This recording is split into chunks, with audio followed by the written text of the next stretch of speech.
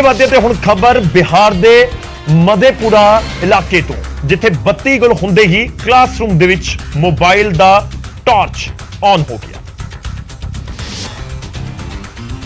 Mobile ਦਾ torch ਆਨ ਹੋਇਆ, ਪਰ ਨਾਲ ਦੀ ਨਾਲ ਸਿਸਟਮ ਪੂਰੀ ਤਰ੍ਹਾਂ ਲੱਗ ਰਿਹਾ ਜਿਵੇਂ ਆਫ ਹੋ ਗਿਆ। ਇੱਕ ਹੱਥ ਦੇ ਵਿੱਚ ਮੋਬਾਈਲ ਤੇ ਦੂਜੇ ਹੱਥ ਦੇ ਵਿੱਚ ਕਲਮ। ਪੂਰੇ ਕਮਰੇ 'ਚ ਹਨੇਰੇ, ਪਰ ਬੈਂਚ ਦੇ ਉੱਤੇ ਮੋਬਾਈਲ ਟਾਰਚ ਦੀ ਰੋਸ਼ਨੀ। ਘੁੱਪ ਹਨੇਰੇ ਦੇ ਵਿੱਚ ਧੜਾ-ਧੜ ਵਿਦਿਆਰਥੀਆਂ ਦੀ ਕਲਮ ਚੱਲ ਰਹੀ ਹੈ। ਇੱਥੇ ਇਹ ਪੇਪਰ ਹੋ ਰਿਹਾ ਹੈ ਤੇ ਉਹ ਵੀ ਪੋਸਟ ਗ੍ਰੈਜੂਏਸ਼ਨ ਦੇ ਦੂਜੇ ਸਮੈਸਟਰ ਦਾ। ਇਹ ਤਸਵੀਰਾਂ ਬਿਹਾਰ ਦੇ ਮਧੇਪੁਰਾ ਦੇ ਇੱਕ ਵੱਡੇ ਕਾਲਜ ਟੀਪੀ ਕਾਲਜ ਦੀਆਂ ਨੇ। ਜਦੋਂ ਇਸ ਬਾਰੇ ਸੱਚਾਈ ਜਾਣਨ ਦੀ ਕੋਸ਼ਿਸ਼ ਕੀਤੀ ਗਈ ਤਾਂ ਪਤਾ ਲੱਗਿਆ ਕਿ ਮੀਂਹ ਦੀ ਵਜ੍ਹਾ ਦੇ ਨਾਲ ਬਿਜਲੀ ਗੁੱਲ ਹੋ ਗਈ ਸੀ। ਬਿਜਲੀ ਗੁੱਲ ਹੁੰਦੀ ਹੈ, ਐਗਜ਼ਾਮੀਨੇਸ਼ਨ ਹਾਲ ਦੇ ਵਿੱਚ ਹਨੇਰਾ ਛਾ ਗਿਆ ਤੇ ਵਿਦਿਆਰਥੀਆਂ ਨੇ ਆਪਣੀ ਪਾਕਟ ਦੇ ਵਿੱਚੋਂ ਕੱਢਿਆ ਫੋਨ ਤੇ ਆਨਸਰਜ਼ ਚੇਪਣੇ ਸ਼ੁਰੂ ਕਰ ਦਿੱਤੇ। ਉਧਰ ਪ੍ਰਿੰਸੀਪਲ ਨੂੰ ਜਦੋਂ ਪੁੱਛਿਆ ਗਿਆ ਤਾਂ ਉਹਨਾਂ ਨੇ ਕਿਹਾ ਕਿ ਪੇਪਰ ਕੈਂਸਲ ਕਰ ਦਿੱਤਾ ਗਿਆ, ਪਰ ਸਵਾਲ ਇਹ ਹੈ ਕਿ ਪੇਪਰ ਦੇ ਵਿੱਚ ਵਿਦਿਆਰਥੀਆਂ ਦੇ ਕੋਲ ਮੋਬਾਈਲ ਕਿਵੇਂ ਪਹੁੰਚ ਗਿਆ ਕਿ ਬਿਨਾਂ ਚੈਕਿੰਗ ਤੋਂ ਹੀ ਪੇਪਰ ਹਾਲ ਦੇ ਵਿੱਚ ਵਿਦਿਆਰਥੀਆਂ ਨੂੰ ਐਂਟਰੀ ਦੇ ਦਿੱਤੀ ਗਈ ਸੀ। ਤਾਂ ਇਹ ਤਸਵੀਰਾਂ ਬਿਆਨ ਕਰ ਰਹੀਆਂ ਨੇ ਕਿ ਇੰਤਜ਼ਾਮ ਬੱਚੇ ਪੂਰਾ ਕਰਕੇ ਗਏ ਸੀ ਤੇ ਉਸ ਮੌਕੇ ਦੇ ਉੱਤੇ ਸ਼ਾਇਦ ਲਾਈਟ ਨੇ ਸਾਥ ਨਹੀਂ ਦਿੱਤਾ। ਜੇ ਲਾਈਟ ਹੁੰਦੀ ਤਾਂ ਸ਼ਾਇਦ ਮੋਬਾਈਲ ਦੀ ਟਾਰਚ ਬੱਚਿਆਂ ਨੂੰ ਫੜਾ ਨਾ ਦਿੰਦੀ ਔਰ ਇਸ ਤਰੀਕੇ ਨਾਲ ਇਹ ਪੂਰਾ ਦੇਸ਼ ਨਾ ਦੇਖਦਾ ਕਿ ਬਿਹਾਰ 'ਚ ਪੋਸਟ ਗ੍ਰੈਜੂਏਸ਼ਨ ਹੁੰਦੀ ਕਿਵੇਂ ਹੈ।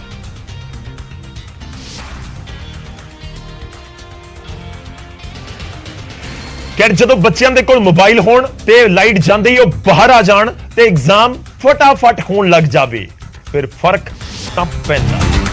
ਉਧਰ ਅੰਮ੍ਰਿਤਸਰ ਦੇ ਪਟਵਾਰਖਾਨੇ ਦਾ ਬਿਜਲੀ ਦਾ ਬਿੱਲ ਬਕਾਇਆ ਹੋਣ ਦੀ ਵਜ੍ਹਾ ਦੇ ਨਾਲ ਕਨੈਕਸ਼ਨ ਕੱਟ ਦਿੱਤਾ ਗਿਆ।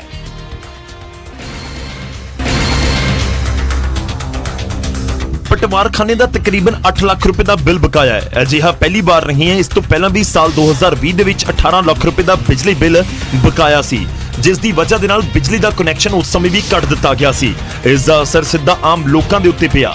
ਹਾਲ ਇਹ ਨਹੀਂ ਕਿ ਪਟਵਾਰਖਾਨੇ ਦੇ ਬਾਹਰ ਤਾਲਾ ਲਟਕਦਾ ਨਜ਼ਰ ਆਉਂਦਾ ਹੈ ਅਤੇ ਇੱਥੇ ਆਪਣੇ ਕੰਮ ਦੇ ਲਈ ਆਉਣ ਵਾਲੇ ਲੋਕਾਂ ਨੂੰ ਖਾਲੀ ਹੱਥ ਹੀ ਪਰਤਣਾ ਪੈ ਰਿਹਾ ਹੈ। ਇਹ ਬਿੱਲ ਲੋਕਾਂ ਨੇ ਥੋੜਾ ਭਰਨਾ ਸੀ। ਜਿਹੜੇ ਅੱਜ ਵਿਚਾਰੇ ਕੋਈ ਧੀ ਦਾ ਸਰਟੀਫਿਕੇਟ ਬਣਾਉਣ ਆਇਆ, ਉਹਦੇ ਬੱਚੇ ਨੇ ਕਿਸੇ ਨੇ ਬਾਹਰ ਜਾਣਾ, ਉਹਦਾ ਕੀ ਕਸੂਰ ਏ? ਉਹਦਾ ਕੰਮ ਕਰ ਦੇਣਗੇ। ਪਟਵਾਰਖਾਨੇ ਦੇ ਵਿੱਚ ਪਿਛਲੇ 8 ਦਿਨਾਂ ਤੋਂ ਬਿਜਲੀ ਨਹੀਂ ਹੈ ਅਤੇ ਹੈਰਾਨੀ ਦੀ ਗੱਲ ਤਾਂ ਇਹ ਕਿ ਸੰਬੰਧਿਤ ਵਿਭਾਗ ਦੇ ਅਧਿਕਾਰੀਆਂ ਨੂੰ ਇਸ ਦੇ ਨਾਲ ਕੋਈ ਫਰਕ ਵੀ ਨਹੀਂ ਪੈ ਰਿਹਾ। ਪਰੇਸ਼ਾਨੀ ਹੈ ਤਾਂ ਸਿਰਫ ਆਮ ਲੋਕਾਂ ਨੂੰ। ਖੈਰ, ਬਿਹਾਰ ਦੇ ਇੱਕ ਸਕੂਲ ਦੇ ਵਿੱਚ ਐਗਜ਼ਾਮੀਨੇਸ਼ਨ ਸੈਂਟਰ ਦੇ ਵਿੱਚ ਲਾਈਟ ਚਲੀ ਗਈ ਤਾਂ ਬੱਚਿਆਂ ਦੇ ਕੋਲ ਫੋਨ ਸੀ, ਬਾਹਰ ਆ ਗਏ, ਟਾਰਚ ਜਲ ਗਈ। ਪਰ ਇੱਥੇ ਅੰਮ੍ਰਿਤਸਰ ਦੇ ਵਿੱਚ ਪਟਵਾਰੀ ਸਾਹਿਬ ਕੋਲ ਲੱਗ ਰਿਹਾ ਕਿ ਫੋਨ ਨਹੀਂ ਹੈ ਜਾਂ ਫੋਨ ਉਹ ਘਰ ਭੁੱਲ ਗਏ ਤੇ ਟਾਰਚ ਜਗਦੀ ਨਹੀਂ। ਸ਼ਾਇਦ ਇਸ ਦੀ ਵਜ੍ਹਾ ਦੇ ਨਾਲ ਹੀ ਪਟਵਾਰਖਾਨੇ ਦੇ ਉੱਤੇ ਤਾਲਾ ਲਟਕਿਆ ਹੈ, ਜੋ ਲੋਕਾਂ ਦੀ ਪਰੇਸ਼ਾਨੀ ਦੀ ਵਜ੍ਹਾ ਬਣਿਆ ਹੋਇਆ ਹੈ। ਪਹਿਲਾਂ ਬਿੱਲ ਨਹੀਂ ਭਰਵਾਇਆ ਗਿਆ, ਬਿਜਲੀ ਦਾ ਕਨੈਕਸ਼ਨ ਚਲਾ ਗਿਆ ਤੇ ਉਸ ਤੋਂ ਬਾਅਦ ਪਟਵਾਰੀ ਸਾਹਿਬ ਉੱਥੇ ਨਹੀਂ ਨੇ। ਅਗਲੀ ਖਬਰ ਜਲੰਧਰ ਤੋਂ। ਜਲੰਧਰ ਦੇ ਵਿੱਚ ਚਲਾਨ ਕੱਟਦਾ ਇੱਕ ਸਬ ਇੰਸਪੈਕਟਰ ਜ਼ਖਮੀ ਹੋ ਗਿਆ। ਜਲੰਧਰ ਦੇ ਕੰਪਨੀ ਬਾਗ ਚੌਕ ਦੇ ਵਿੱਚ ਇਹ ਘਟਨਾ ਵਾਪਰੀ। ਜੀ ਹਾਂ, ਜਲੰਧਰ ਦੇ ਕੰਪਨੀ ਬਾਗ ਚੌਕ ਦੇ ਵਿੱਚ ਪੁਲਿਸ ਟੀਮ ਨੇ ਨਾਕਾ ਲਗਾਇਆ ਹੋਇਆ ਸੀ ਤੇ ਵਾਹਨਾਂ ਦੀ ਚੈਕਿੰਗ ਕੀਤੀ ਜਾ ਰਹੀ ਸੀ। ਇਸ ਦੌਰਾਨ ਇੱਕ ਬਾਈਕ ਦੇ ਉੱਤੇ ਬੈਠੇ ਤੇ ਨੌਜਵਾਨਾਂ ਨੇ ਸਬ ਇੰਸਪੈਕਟਰ ਨੇ ਉਹਨਾਂ ਨੂੰ ਰੋਕਿਆ, ਪਰ ਟ੍ਰਿਪਲ ਰਾਈਡਿੰਗ ਕਰਦੇ ਹੋਏ ਇਹ ਨੌਜਵਾਨ ਰੁਕਣ ਦੀ ਬਜਾਏ ਬਾਈਕ ਭਜਾ ਕੇ ਉੱਥੋਂ ਲੈ ਗਏ ਤੇ ਨੌਜਵਾਨਾਂ ਨੂੰ ਰੋਕਣ ਦੀ ਕੋਸ਼ਿਸ਼ ਕਰਦਾ ਸਬ ਇੰਸਪੈਕਟਰ ਮੋਟਰਸਾਈਕਲ ਦੀ ਲਪੇਟ ਦੇ ਵਿੱਚ ਆ ਗਿਆ ਤੇ ਜ਼ਖਮੀ ਹੋ ਗਿਆ। ਪੁਲਿਸ ਨੇ ਫੌਰਨ ਪਿੱਛਾ ਕਰਕੇ ਤਿੰਨੇ ਨੌਜਵਾਨਾਂ ਨੂੰ ਹਿਰਾਸਤ ਦੇ ਵਿੱਚ ਲੈ ਲਿਆ ਤੇ ਸਬ ਇੰਸਪੈਕਟਰ ਨੂੰ ਹਸਪਤਾਲ ਦੇ ਵਿੱਚ ਭਰਤੀ ਕਰਵਾਇਆ ਗਿਆ। ਟ੍ਰਿਪਲ ਸਵਾਰੀ ਤੇ ਆ ਰਹੇ ਸੀ ਜੀ। ਸਾਡੇ ਐਸਆਈ ਸਤਨਾਮ ਸਿੰਘ ਅੰਚਾਲ ਸਾਹਿਬ ਇਹ ਰੈੱਡ ਲਾਈਟ ਤੇ ਖੜੇ ਹੋਏ, ਇਹਨਾਂ ਨੂੰ ਫੜਨ ਲੱਗੇ, ਇਹਨਾਂ ਨੇ ਮੋਟਰਸਾਈਕਲ ਦੜਾ ਲਿਆ ਜੀ। ਠੀਕ ਹੈ। ਮੋਟਰਸਾਈਕਲ ਜੋ ਦੜਾ ਲਿਆ, ਉਹ ਮਗਰ ਉਹਨਾਂ ਨੇ ਫੜਿਆ ਤੇ ਉਹਨਾਂ ਦੇ ਵਿੱਚ ਵੱਜ ਗਿਆ ਮੋਟਰਸਾਈਕਲ ਜੀ। ਤੇ ਉਹ ਮੋਟਰਸਾਈਕਲ ਤੋਂ ਉਹਨਾਂ ਦੇ ਸੱਟ ਲੱਗ ਗਈ ਹੈ ਤੇ ਬਾਕੀ ਜਿਹੜੇ ਮੁਜਰਮ ਉਹ ਕਾਬੂ ਕਰ ਲਿਆ ਜੀ। ਬਾਕੀ ਕਾਰਵਾਈ ਜਿਹੜੀ ਹੋਊਗੀ ਉਹ ਤਾਂ ਹੁਣ ਕਾਰਵਾਈ ਹੋਏਗੀ। ਇੱਕ ਵੱਡਾ ਸਵਾਲ ਹੈ, ਪਰ ਜੇਕਰ ਟ੍ਰਿਪਲੀ ਕੀਤੀ ਹੈ ਤਾਂ ਉਸ ਤੋਂ ਬਾਅਦ ਰੋਕਿਆ ਤਾਂ ਜਾਣਾ ਹੀ ਹੈ।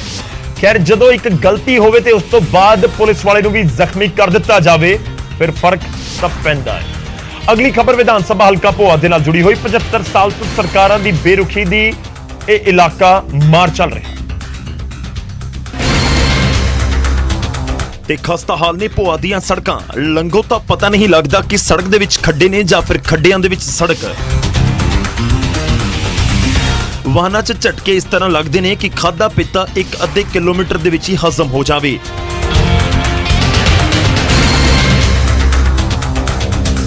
ਆਲਮ ਅਜਿਹਾ ਕਿ ਹਲਕੇ 'ਚ ਰਹਿਣ ਵਾਲੇ ਲੋਕ ਮਲਕਪੁਰ ਤੋਂ ਬਮਿਆਲ ਜਾਣ ਵਾਲੇ ਮੁੱਖ ਮਾਰਗ ਦੀ ਥਾਂ ਲਿੰਕ ਸੜਕਾਂ ਦੀ ਵਰਤੋਂ ਕਰਦੇ ਨੇ, ਕਿਉਂਕਿ ਮੁੱਖ ਮਾਰਗ ਦੇ ਅੱਗੇ ਸਿਰਫ ਮੁੱਖ ਲਿਖਿਆ ਹੈ, ਮਾਰਗ ਦਾ ਤਾਂ ਕੋਈ ਅਤਾ ਪਤਾ ਹੀ ਨਹੀਂ।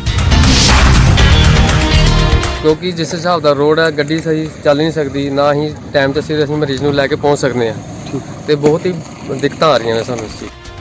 ਸੜਕ ਟੁੱਟੀ ਹੈ ਤਾਂ ਦੁਕਾਨਦਾਰਾਂ ਦਾ ਕੰਮ ਵੀ ਠੱਪ ਹੋ ਚੁੱਕਾ ਹੈ। ਮਰੀਜ਼ਾਂ ਨੂੰ ਹਸਪਤਾਲ ਲੈ ਕੇ ਜਾਣ ਦੇ ਲਈ ਸੜਕਾਂ ਤੇ ਧੱਕੇ ਤੇ ਝਟਕੇ ਦੋਵੇਂ ਖਾਣੇ ਪੈਂਦੇ ਨੇ।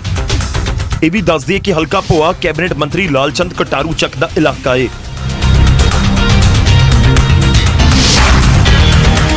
ਹੁਣ ਸਵਾਲ ਇਹ ਵੀ ਹੈ ਕਿ ਜਾਂਚ ਦਾ ਵਿਸ਼ਾ ਕਿ ਇਹ ਸੜਕ ਕਾਗਜ਼ਾਂ ਦੇ ਵਿੱਚ ਵੀ ਬਣ ਚੁੱਕੀ ਹੈ ਜਾਂ ਨਹੀਂ, ਜਾਂ ਕਾਗਜ਼ਾਂ ਦੇ ਵਿੱਚ ਵੀ ਨਹੀਂ ਬਣੀ। ਜੇ ਉੱਥੇ ਵੀ ਨਹੀਂ ਬਣੀ ਤਾਂ ਵੀ ਇੱਕ ਵੱਡਾ ਸਵਾਲ ਹੈ। ਖੈਰ ਲੋਕਾਂ ਦੀ ਦਿੱਕਤ ਹੈ, ਪ੍ਰਸ਼ਾਸਨ ਦੇ ਸਾਹਮਣੇ ਹੈ, ਹੱਲ ਦਾ ਇੰਤਜ਼ਾਰ ਹੈ। ਅੱਗੇ ਵਧਦੇ ਕ੍ਰਿਕਟਰ ਸ਼ੁਭਮਨ ਗਿੱਲ ਦੇ ਪਿੰਡ ਜੈਮਲਵਾਲਾ ਦੇ ਵਿੱਚ ਪਿੰਡ ਵਾਲਿਆਂ ਨੇ ਇੱਕ ਮਤਾ ਪਾਸ ਕੀਤਾ ਤੇ ਇਸ ਮਤੇ ਦੇ ਵਿੱਚ ਆਲੇ ਦੁਆਲੇ ਦੇ ਪਿੰਡਾਂ ਨੂੰ ਵੀ ਸ਼ਾਮਿਲ ਕੀਤਾ। ਤੇ ਕ੍ਰਿਕਟਰ ਸ਼ੁਭਮਨ ਗਿੱਲ ਦਾ ਪਿੰਡ ਜੈਮਲਵਾਲਾ, ਜਿੱਥੋਂ ਉਸਨੇ ਪੜ੍ਹ ਲਿਖ ਕੇ ਆਪਣਾ ਨਾਮ ਚਮਕਾਇਆ ਤੇ ਹੁਣ ਜੈਮਲਵਾਲਾ ਪਿੰਡ ਵਾਸੀ ਆਪਣੇ ਪਿੰਡ ਦਾ ਨਾਮ ਹੋਰ ਚਮਕਾਉਣਾ ਚਾਹੁੰਦੇ ਨੇ ਤੇ ਉਹ ਨਸ਼ੇ ਦੇ ਖਿਲਾਫ ਮੁਹਿੰਮ ਵਿੱਢ ਕੇ ਜੈਮਲਵਾਲਾ ਤੇ ਆਲੇ ਦੁਆਲੇ ਦੇ 7 ਪਿੰਡਾਂ ਨੇ ਨਸ਼ੇ ਦੇ ਖਿਲਾਫ ਇੱਕ ਮਤਾ ਬਣਾਇਆ ਹੈ। ਇਸੇ ਤਰ੍ਹਾਂ ਸਾਰੇ ਪੰਜਾਬ ਦੀਆਂ ਪੰਚਾਇਤਾਂ ਨੂੰ ਮਤੇ ਪਾ ਲੈਣੇ ਚਾਹੀਦੇ। ਮਤੇ ਪਾ ਕੇ ਆ ਜਿਹੜੇ ਉਹ ਇੱਕ ਆਵਾਜ਼ ਉਠਾਉਣ, ਕਿਉਂਕਿ ਇਕੱਲਾ ਪ੍ਰਸ਼ਾਸਨ ਆ ਜਿਹੜਾ ਕੁਝ ਨਹੀਂ ਕਰ ਸਕਦਾ। ਪ੍ਰਸ਼ਾਸਨ ਆਊਗਾ ਜਦੋਂ ਇਹ ਕੰਪਲੇਂਟ ਕਰਨਗੇ ਉਦੋਂ ਉੱਥੇ ਪਹੁੰਚ ਜੂਗਾ, ਕੁਛ ਨਾ ਕੁਛ ਹੈਲਪ ਜਿਹੜੀ ਆ ਉਹ ਹੋ ਸਕਦੀ ਹੈ। ਜੇਕਰ ਆਖੀਏ ਕਿ ਪ੍ਰਸ਼ਾਸਨ ਘਰ ਘਰ ਜਾ ਕੇ ਜਾਂ ਪਿੰਡ ਪਿੰਡ ਜਾ ਕੇ ਕਰੇ, ਉਹ ਬਹੁਤ ਔਖੀ ਗੱਲ ਹੈ। ਸਰਪੰਚ ਦਾ ਕਹਿਣਾ ਹੈ ਕਿ ਜੇਕਰ ਕੋਈ ਇਸ ਦੀ ਉਲੰਘਣਾ ਕਰੇਗਾ ਤਾਂ ਉਸ ਦੇ ਖਿਲਾਫ ਕਾਰਵਾਈ ਹੋਵੇਗੀ ਤੇ ਜਦੋਂ ਨਸ਼ੇ ਦੇ ਖਿਲਾਫ ਪਿੰਡ ਦੇ ਲੋਕ ਇਕੱਠੇ ਹੋਣ ਫਿਰ ਫਰਕ ਤਾਂ ਪੈਂਦਾ ਹੈ।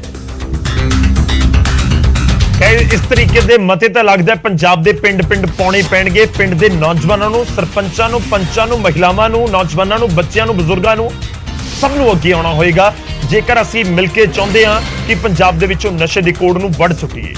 ਅੱਗੇ ਵਧਦੇ ਹਾਂ ਖਬਰ ਯੂਪੀ ਦੇ ਸਹਾਰਨਪੁਰ ਦੀ, ਜਿੱਥੇ ਸਪੋਰਟਸ ਸਟੇਡੀਅਮ ਦੇ ਵਿੱਚ ਖਿਡਾਰੀਆਂ ਨੂੰ ਟਾਇਲਟ ਦੇ ਵਿੱਚ ਰੱਖ ਕੇ ਖਾਣਾ ਪਰੋਸਿਆ। ਜੀ ਹਾਂ, ਦਰਅਸਲ ਸਹਾਰਨਪੁਰ ਦੇ ਵਿੱਚ ਸਟੇਟ ਲੈਵਲ ਦਾ ਇੱਕ ਕਬੱਡੀ ਟੂਰਨਾਮੈਂਟ ਚੱਲ ਰਿਹਾ ਹੈ, ਜਿਸ ਦੇ ਵਿੱਚ 200 ਤੋਂ ਵੱਧ ਖਿਡਾਰੀ ਹਿੱਸਾ ਲੈ ਰਹੇ ਨੇ ਤੇ ਇਹਨਾਂ ਖਿਡਾਰੀਆਂ ਨੂੰ ਪਰੋਸੇ ਗਏ ਚਾਵਲ ਟਾਇਲਟ ਦੇ ਵਿੱਚ ਰੱਖੇ ਹੋਏ ਸਨ। ਇੰਨਾ ਹੀ ਨਹੀਂ, ਟਾਇਲਟ ਦੇ ਵਿੱਚ ਹੀ ਖਿਡਾਰੀਆਂ ਨੂੰ ਖਾਣਾ ਪਰੋਸਿਆ ਜਾ ਰਿਹਾ ਸੀ। ਕੈਂਪ ਦੇ ਇੱਕ ਖਿਡਾਰੀ ਮੁਤਾਬਿਕ ਬਰਤਨ ਦੇ ਵਿੱਚ ਪੱਕੇ ਹੋਏ ਚਾਵਲ ਨੂੰ ਇੱਕ ਵੱਡੀ ਪਲੇਟ ਦੇ ਵਿੱਚ ਕੱਢ ਕੇ ਟਾਇਲਟ ਦੇ ਫਰਸ਼ ਦੇ ਉੱਤੇ ਰੱਖ ਦਿੱਤਾ ਗਿਆ ਸੀ। ਉਧਰ ਖੇਡ ਸਟੇਡੀਅਮ ਦੇ ਅਫਸਰ ਦਲੀਲ ਦੇ ਰਹੇ ਨੇ ਕਿ ਸਟੇਡੀਅਮ ਦੇ ਵਿੱਚ ਚਾਰੇ ਪਾਸੇ ਉਸਾਰੀ ਹੋ ਰਹੀ ਹੈ, ਜਿਸ ਕਰਕੇ ਉਹਨਾਂ ਨੇ ਸਵਿਮਿੰਗ ਪੂਲ ਦੇ ਨਾਲ ਬਣੇ ਚੇਂਜਿੰਗ ਰੂਮ ਨੂੰ ਬਾਵਰਚੀ ਖਾਨਾ ਬਣਾਇਆ ਤੇ ਇੱਥੇ ਖਾਣਾ ਬਣਾ ਕੇ ਖਿਡਾਰੀਆਂ ਨੂੰ ਖਾਣਾ ਖਵਾਇਆ ਗਿਆ। ਉਧਰ ਕੇਂਦਰੀ ਖੇਡ ਮੰਤਰੀ ਅਨੁਰਾਗ ਠਾਕੁਰ ਨੇ ਮੁਲਜ਼ਮ ਠੇਕੇਦਾਰ ਦੇ ਉੱਤੇ ਅਫਸਰਾਂ ਦੇ ਖਿਲਾਫ ਕਾਰਵਾਈ ਦੇ ਨਿਰਦੇਸ਼ ਜਾਰੀ ਕਰ ਦਿੱਤੇ ਨੇ। ਅਨੁਰਾਗ ਠਾਕੁਰ ਨੇ ਇਹ ਵੀ ਕਿਹਾ ਕਿ ਇਹਨਾਂ ਅਫਸਰਾਂ ਤੇ ਠੇਕੇਦਾਰਾਂ ਨੂੰ ਬਲੈਕਲਿਸਟ ਕਰ ਦਿੱਤਾ ਜਾਵੇ।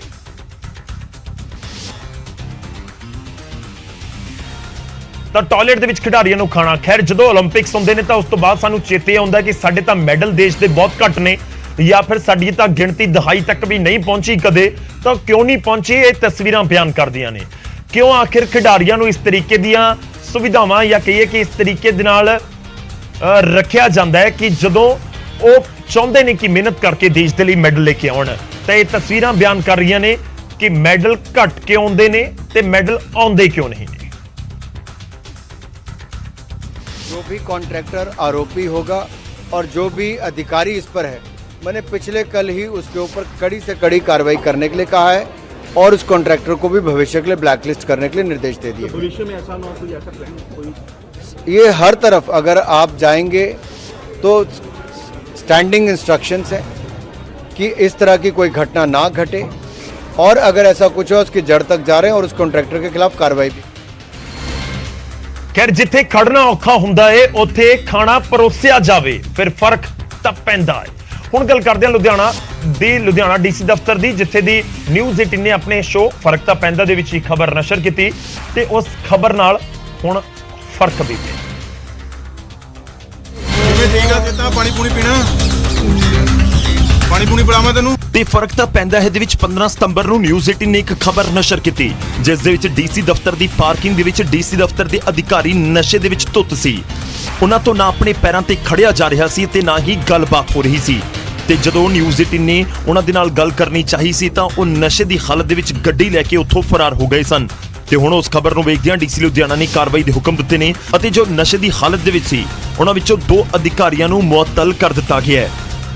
ਪਾਰਕਿੰਗ ਦੇ ਵਿੱਚ ਜਿਹੜੀ ਹੈਗੀ ਆ ਜਸਪ੍ਰੀਤ ਸਿੰਘ ਜੂਨੀਅਰ ਸਹਾਇਕ ਤਹਿਸੀਲ ਦਫ਼ਤਰ ਦਾ ਕਰਮਚਾਰੀ ਨਸ਼ੇ ਦੀ ਹਾਲਤ ਦੇ ਵਿੱਚ ਸੀਗਾ। ਉਹਨਾਂ ਨੂੰ ਜਦੋਂ ਚੈੱਕ ਕੀਤਾ ਗਿਆ ਨਸ਼ੇ ਦੀ ਹਾਲਤ ਦੇ ਵਿੱਚ ਉਹਦੇ ਨਾਲ ਇੱਕ ਹੋਰ ਵੀ ਸੀਗਾ ਸੇਵਾਦਾਰ। ਉਹਨਾਂ ਨੂੰ ਮੁੱਖ ਰੱਖਦੇ ਹੋਏ ਮਾਨਯੋਗ ਡਿਪਟੀ ਕਮਿਸ਼ਨਰ ਲੁਧਿਆਣਾ ਜੀ ਨੇ ਉਹਨਾਂ ਦੀ ਸੇਵਾਵਾਂ ਮੁਅੱਤਲ ਕਰ ਦਿੱਤੀਆਂ ਨੇ, ਨੌਕਰੀ ਤੋਂ ਮੁਅੱਤਲ ਕਰ ਦਿੱਤਾ ਗਿਆ ਹੈ। ਜਦੋਂ ਫਰਕ ਤਾਂ ਪੈਂਦਾ ਹੈ ਦੇ ਵਿੱਚ ਖਬਰ ਦਿਖਾਉਣ ਦੇ ਨਾਲ ਫਰਕ ਪਵੇ, ਫਿਰ ਉਸ ਨਾਲ ਫਰਕ ਤਾਂ ਪੈਂਦਾ ਹੈ। ਉਮੀਦ ਕਰਦੇ ਹਾਂ ਕਿ ਹੁਣ ਘੱਟੋ ਘੱਟ ਪਾਰਕਿੰਗ ਜਾਂ ਉਸ ਦੇ ਆਲੇ ਦੁਆਲੇ ਡੀਸੀ ਸਾਹਿਬ ਦੇ ਦਫ਼ਤਰ ਦੇ ਆਲੇ ਦੁਆਲੇ ਨਸ਼ਾ ਕਰਨ ਵਾਲਾ ਤਾਂ ਕੋਈ ਫਟਕੇਗਾ ਨਹੀਂ। ਅੱਗੇ ਵਧਦੇ ਹਾਂ ਤੇ ਵਾਰੀ ਹੁਣ ਅੱਜ ਦੇ ਸਵਾਲ ਤੇ ਉਸ ਦਾ ਜਵਾਬ ਦੱਸਣ ਦੀ। ਪਹਿਲਾ ਸਵਾਲ ਸਿੱਖ ਗੁਰਦੁਆਰਾ ਐਕਟ ਦੇ ਨਾਲ ਜੁੜਿਆ ਹੋਇਆ ਸੀ। ਸਵਾਲ ਪੁੱਛਿਆ ਇਸ ਕਰਕੇ ਕਿਉਂਕਿ HSGMC ਹਰਿਆਣਾ ਦੀ ਵੱਖਰੀ ਕਮੇਟੀ ਨੂੰ ਜੋ ਚੈਲੰਜ ਕੀਤਾ ਗਿਆ ਸੀ ਸੁਪਰੀਮ ਕੋਰਟ ਦੇ ਵਿੱਚ, ਉਸ ਪਟੀਸ਼ਨ ਨੂੰ ਸੁਪਰੀਮ ਕੋਰਟ ਨੇ ਰੱਦ ਕਰ ਦਿੱਤਾ ਹੈ ਤੇ ਇਸ ਪਟੀਸ਼ਨ ਦੇ ਵਿੱਚ ਸਿੱਖ ਗੁਰਦੁਆਰਾ ਐਕਟ ਦਾ ਵੀ ਜ਼ਿਕਰ ਕੀਤਾ ਗਿਆ ਸੀ। ਇਸ ਕਰਕੇ ਅਸੀਂ ਸਵਾਲ ਪੁੱਛਿਆ ਕਿ ਸਿੱਖ ਗੁਰਦੁਆਰਾ ਐਕਟ ਕਦੋਂ ਪਾਸ ਹੋਇਆ ਸੀ। 4 ਆਪਸ਼ਨ ਸੀ 1920, 1925, 1956 ਜਾਂ 1960। ਤਾਂ ਸਹੀ ਆਪਸ਼ਨ ਕੀ ਹੈ ਹੁਣ ਉਹ ਤੁਹਾਡੀ ਟੀਵੀ ਸਕਰੀਨ ਦੇ ਉੱਤੇ ਕੁਝ ਹੀ ਪਲਾਂ ਦੇ ਵਿੱਚ। ਤਾਂ ਸਹੀ ਆਪਸ਼ਨ ਹੈ ਆਪਸ਼ਨ B 1925। ਜੀ ਹਾਂ, ਬ੍ਰਿਟਿਸ਼ ਪੰਜਾਬ ਦੀ ਸਰਕਾਰ ਨੇ ਇਸ ਐਕਟ ਨੂੰ ਪਾਸ ਕੀਤਾ। ਅਕਤੂਬਰ 1925 ਦੇ ਵਿੱਚ ਇਸ ਐਕਟ ਦਾ ਨੋਟੀਫਿਕੇਸ਼ਨ ਜਾਰੀ ਕੀਤਾ ਗਿਆ ਸੀ ਤੇ 1 ਨਵੰਬਰ ਨੂੰ ਇਹ ਐਕਟ ਪੂਰੀ ਤਰ੍ਹਾਂ ਦੇ ਨਾਲ ਪਾਵਰ ਦੇ ਵਿੱਚ ਆਇਆ ਸੀ। ਮਹਾਰਾਜਾ ਰਣਜੀਤ ਸਿੰਘ ਤੋਂ ਬਾਅਦ ਅਤੇ ਅੰਗਰੇਜ਼ੀ ਹਕੂਮਤ ਦੇ ਸਮੇਂ ਸਿੱਖਾਂ ਦੇ ਹੱਥਾਂ ਦੇ ਵਿੱਚੋਂ ਗੁਰੂ ਘਰਾਂ ਦਾ ਪ੍ਰਬੰਧ ਜਾਣ ਲੱਗਿਆ ਸੀ। ਸਿੱਟੇ ਵਜੋਂ ਗੁਰੂ ਘਰਾਂ ਦੇ ਉੱਤੇ ਕਈ ਸਾਲਾਂ ਤੱਕ ਮਹੰਤਾ ਦਾ ਵੀ ਕਬਜ਼ਾ ਰਿਹਾ। 1920 ਦੇ ਵਿੱਚ ਸਿੱਖ ਸੁਧਾਰ ਲਹਿਰ ਦੇ ਜ਼ਰੀਏ ਸਿੱਖਾਂ ਨੇ ਇਸ ਦਾ ਵਿਰੋਧ ਕੀਤਾ ਅਤੇ ਗੁਰੂ ਘਰਾਂ ਦਾ ਪ੍ਰਬੰਧ ਹਾਸਲ ਕਰ ਲਿਆ। ਕਾਨੂੰਨੀ ਮੁਸ਼ੱਕਤ ਅਤੇ ਸੰਘਰਸ਼ ਤੋਂ ਬਾਅਦ 1921 ਦੇ ਵਿੱਚ SGPC ਹੋਂਦ ਦੇ ਵਿੱਚ ਆਈ ਅਤੇ ਜਿਸ ਨੇ ਗੁਰੂ ਘਰਾਂ ਦੇ ਲਈ ਅੱਗੇ ਹੋ ਕੇ ਕੰਮ ਕੀਤਾ। ਸਿੱਟੇ ਵਜੋਂ 1925 ਦੇ ਵਿੱਚ ਸ਼ਿਮਲਾ ਦੇ ਵਿੱਚ ਪੰਜਾਬ ਲੈਜਿਸਲੇਟਿਵ ਕਾਉਂਸਲ ਬਿੱਲ ਲਿਆਂਦਾ ਗਿਆ ਤੇ ਜੁਲਾਈ 1925 ਦੇ ਵਿੱਚ ਬਿੱਲ ਪਾਸ ਹੋ ਗਿਆ। 1926 ਦੇ ਵਿੱਚ ਇਸ ਐਕਟ ਦੇ ਅਧੀਨ ਸਿੱਖ ਗੁਰਦੁਆਰਾ ਐਕਟ ਤਹਿਤ ਪਹਿਲੀ ਵਾਰ SGPC ਸੈਂਟਰਲ ਬੋਰਡ ਦੀ ਇਲੈਕਸ਼ਨ ਹੋਈ ਸੀ। ਤਾਂ ਸਾਡੀ ਕੋਸ਼ਿਸ਼ ਹੁੰਦੀ ਹੈ ਕਿ ਜਾਣਕਾਰੀ ਇਤਿਹਾਸ ਤੇ ਸਵਾਲਾਂ ਦੇ ਜ਼ਰੀਏ ਤੁਹਾਡੇ ਤੱਕ ਪਹੁੰਚਾਉਂਦੇ ਰਹੀਏ ਕਿਉਂਕਿ ਜਾਣਕਾਰੀ ਜ਼ਰੂਰੀ ਹੈ। ਜਾਣਕਾਰੀ ਹੋਣ ਦੇ ਨਾਲ ਫਰਕ ਤਾਂ ਪੈਂਦਾ ਹੈ।